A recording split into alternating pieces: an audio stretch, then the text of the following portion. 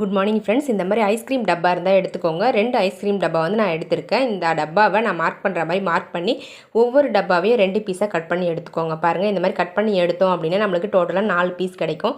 So ஒவ்வொரு டப்பாவுடைய அந்த மேல் பகுதியை நான் வந்து சிசர் வச்சு கட் பண்ணி ரிமூவ் பண்ணிட போகிறேன்.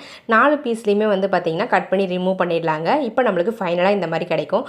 4 பீஸையும் இந்த மாதிரி க்ளூ அப்ளை பண்ணி பட்டர்ஃப்ளை ஸ்ட்ரக்சரில் இந்த மாதிரி ஜாயின் பண்ணி விட்டுக்கோங்க ஃப்ரெண்ட்ஸ். இப்போ வந்து பார்த்தீங்கன்னா நான் மேலே ஒரு லேயர் க்ளூ அப்ளை பண்ணியிருக்கேன். அப்போ தான் இன்னும் கொஞ்சம் நல்லா ஸ்ட்ராங்காக இருக்கும்ன்றதால.